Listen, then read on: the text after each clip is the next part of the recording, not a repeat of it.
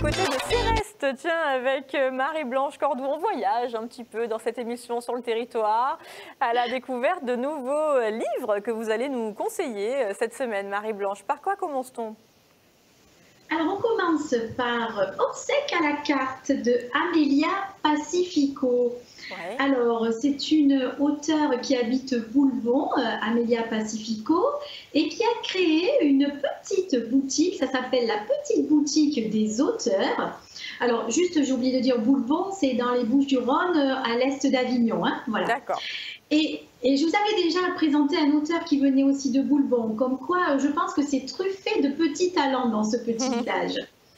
Voilà, donc elle a créé en ligne une petite boutique, voilà, Amelia Pacifico, que l'on voit, qui s'appelle la Petite Boutique des Auteurs. Et c'est inédit, hein, c'est très original parce qu'on y retrouve des tas d'objets qui sont dédiés aux auteurs. Alors, il y a des mugs, il y a des affiches avec des citations.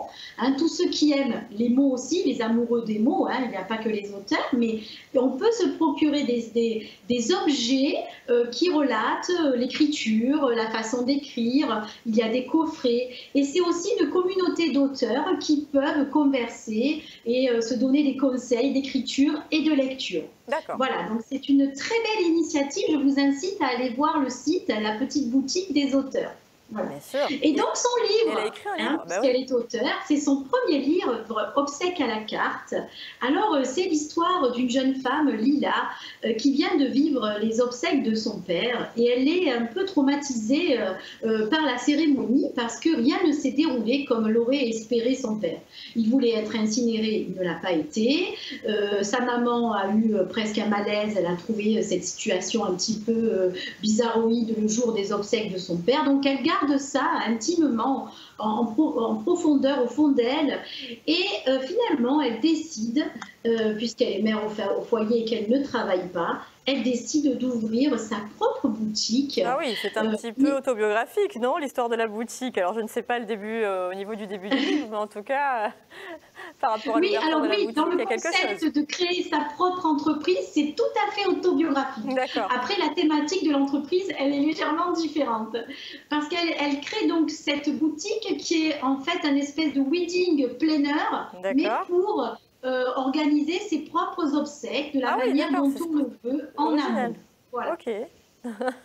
Et donc, on suit le parcours de cette jeune entrepreneuse qui va en fait découvrir la vie de l'entreprise, les pompes funèbres à côté qui ont une certaine rivalité, des personnages très attachants qui vont l'aider à faire développer cette entreprise, dont Aglaé, une octogénaire formidable. Voilà, c'est vraiment un très beau livre à découvrir avec beaucoup d'émotions. On aborde le sujet de la mort, mais quand même avec, on va dire, pas avec mélancolie, hein, avec légèreté. Pardon? Avec un peu de légèreté? Tout à fait. Vous m'entendez, Marie-Blanche? On est dans l'actualité. Aïe, aïe, aïe.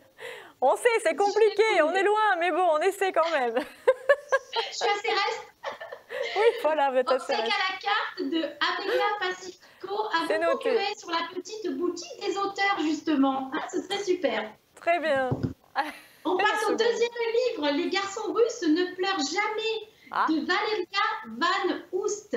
Alors, Valeria Van Oost, elle est auteure, aixoise, elle habite à Aix, c'est son deuxième livre, elle est journaliste et elle a été longtemps rédactrice en chef du journal Elle.fr. Voilà. D'accord. Donc, c'est son deuxième livre. Son deuxième livre, c'est quoi? Bien sûr, comme le titre l'indique, nous allons partir en Russie.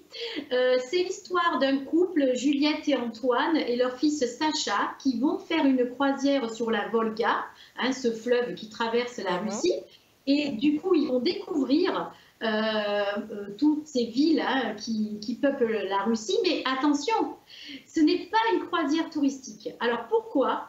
Eh bien tout simplement parce que Sacha est un enfant adopté d'origine russe. Ils l'ont adopté en Russie et il rencontre énormément de difficultés avec cet enfant parce qu'il a 17 ans. C'est un ado rebelle depuis l'âge de 12 ans. Il est en grande souffrance, il est presque délinquant.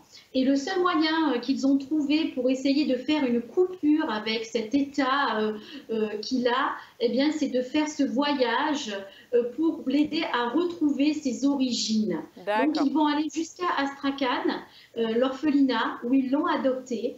Et ils vont essayer, pendant ce voyage, eh bien, de se retrouver tous les trois. Et de panser les plaies. Voilà, de panser les plaies. Et de penser les plaies, tout à fait. C'est exactement ça, Alexandra. Et donc, c'est un très beau livre que je vous recommande aux éditions Librinova. Les garçons russes ne pleurent jamais. Merci, de Valéria Van Oust. Merci beaucoup. Merci à toutes les trois. Merci Corinne. On a été ravis de vous rencontrer.